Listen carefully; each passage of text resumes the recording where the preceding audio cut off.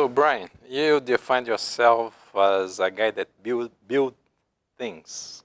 So what kind of things can be built to improve education or learning? What kinds of things can you build to improve learning? So I guess you can build a lot of things that will make keep the status quo in education. Right? So it's easy to imagine things like, well, let's make an electronic book that has the same kinds of properties as a traditional book. And then we'll say that that's going to improve things because maybe it drives down costs. And so that may drive down that actually may improve the economics of education. But I think your question is, how can you improve student learning?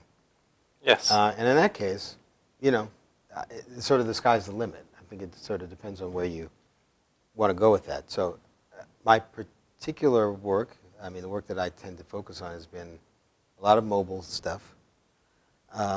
Generally before mobile was really mobile. So we did a lot of experiments before the technology was really right. And so you can think of things like, just anything that we did with photography, for instance, and trying to have kids take pictures of, let's say, things that they eat, to sort of have them think about nutrition and having them think about that in context and how they might improve nutrition and even talk to their parents and others about that. That was before cameras were just everywhere. So you would sort of give them some kind of camera, but it wasn't as natural as using a phone or an iPad or whatever the devices that people have now where there's cameras. So it was a little bit ahead of the game, but some of that was, and part of the reason was this kind of a focus that we were thinking on is that the world is really interesting. And if you can bring in elements of people's outside experiences into schools and be able to talk about that and sort of dissect that and have kids explain why they do things, that those might be potentially more meaningful, potentially lead to better learning outcomes than simply dealing with abstract things that were sort of handed down, right?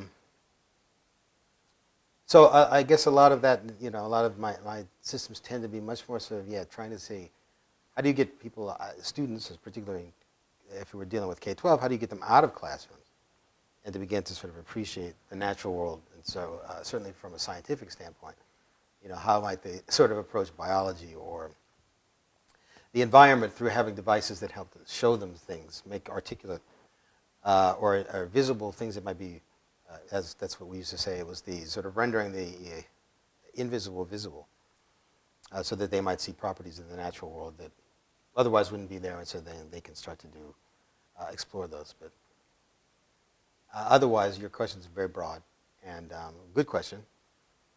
And I would just say science. That's what I'd say. In the words of Thomas Dole, science.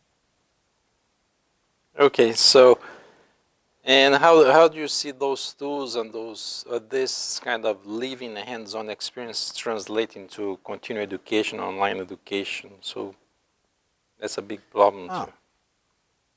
Well, okay, so online education,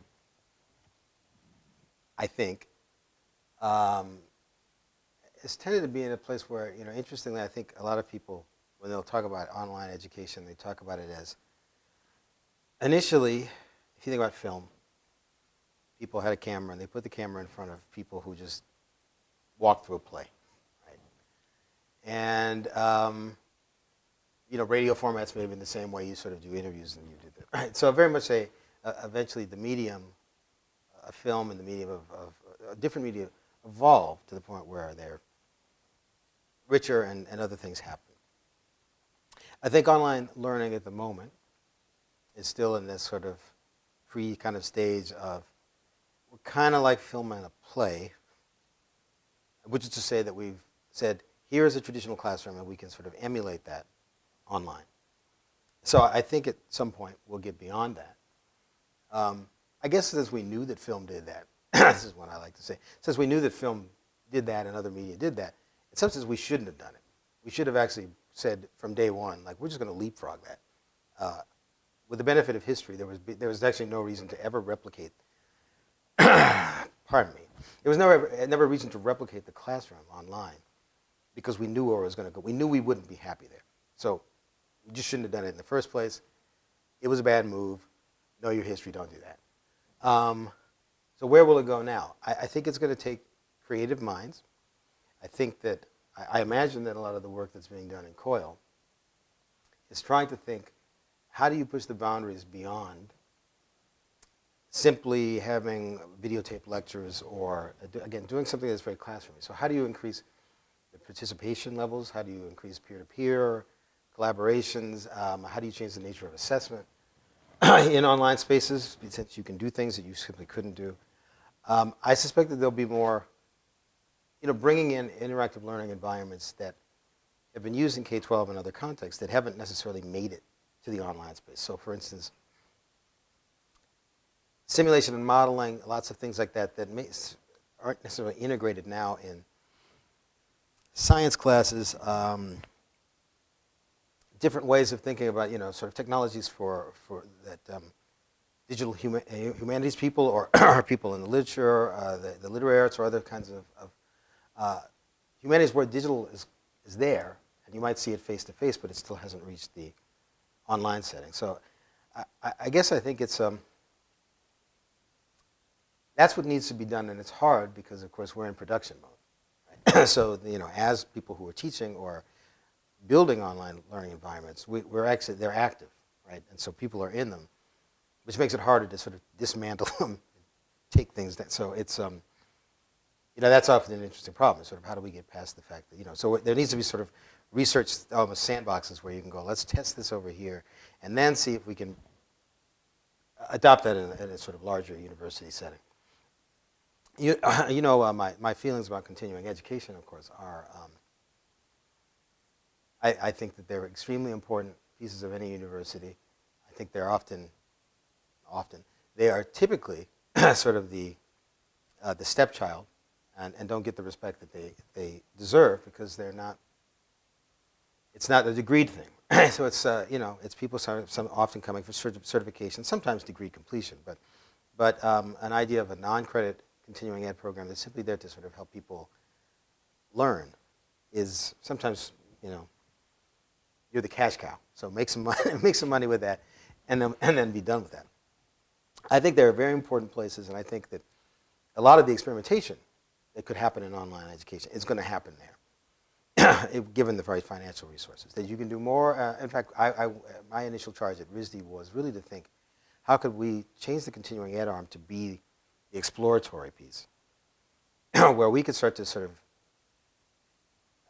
of tinker with pedagogical ideas and then move them into the broader university, the degree granting programs. But again, you need resources to do that, and it's pretty hard. But I think there will be greater demand for universities to start to pay attention to that, because it's a whole market of people who are saying, we don't necessarily have the time to go get a full degree, but we have interests, and if you can serve those interests, we'd be happy to take courses with you, which again sort of changes the nature of how you think about preparation, where it's not a full degree, it's smaller chunks, maybe certificates, maybe just weekend classes that somehow accumulate and help people gain knowledge. Okay. Thank you very much, Brian, for your input, for your visit. We really appreciate it. Well, thank you, Fred.